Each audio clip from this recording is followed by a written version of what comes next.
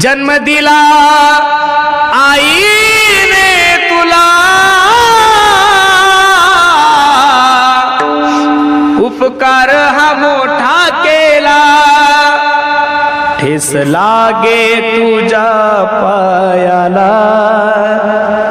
आसू येई तिच्या डोळ्याला. किती प्रेम असतं आईचं आपल्या मुलावर. छोटंसं उदाहरण तुम्हाला सांगतो, फक्त थोडं लक्ष द्या माझ्या कीर्तनाकडे. हे बघा, ज्या दिवशी माणसाच्या जीवनातली माय जाईल ना रे गड्यांनो, त्या दिवशी प्रत्येकानं समजून चाला की आपल्या जीवनातलं प्रेम गेलं. तुम्ही खासदार व्हा, आमदार व्हा, मुख्यमंत्री व्हा, देशाचे पंतप्रधान व्हा, कीर्तनकार व्हा, गायक व्हा, वादक व्हा, काय व्हायचं ते व्हा, रात्री 2-3 वाजता काम करून ज्यावेळेस घरी जाता ना तुम्ही, दरवाजावर थाप टाका, दार उघड. दंदिशी तुमची बायको दार उघडती, तिच्या बेडरूम मध्ये जाऊन ती झोपून राहते. पण तेवढ्याच रात्री 3 वाजता त्या दरवाजापाशी तुमची माय झोपलेली असू द्या, दबक्या आवाजामध्ये ती आवाज देते, ए बाळा, ए सोन्या, 3 वाजले, माय कुठे गेला होतास तू?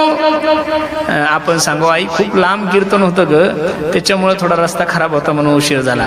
रात्री 3 वाजता त्या आईच्या मुखातून पहिला शब्द निघतो, बाळ्या, ए महाराज जेवला का तू?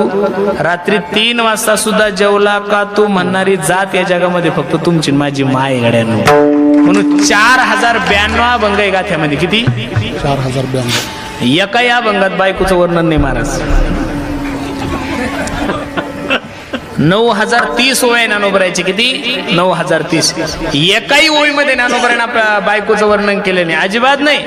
मायबापाचं सकळ तीर्थाची जे का माता तया सेवेसी कीर शरीरे लोन कीजे. अजून ऐका, मात्रम पित्रम चैवम प्रत्यक्ष साक्षात देवता हा. म्हणून खरं सांगू का महाराज, ज्या दिवशी माय गेली त्या दिवशी समजून चला. लोक म्हणतात बा माय मरो मावशी जगो. माय कशी मावशी कशी मायची जागा गेली, तो पर्यायी मार्ग झाला महाराज, बरोबर आहे का नाही? एक हिंदी गाणं आहे, म्हणून आहे कीर्तनात, पण कडवं आठवलं म्हणून म्हणतो. कोण भला दुनिया में माँ की जगह ले सका, कोई कह दे क्या होती है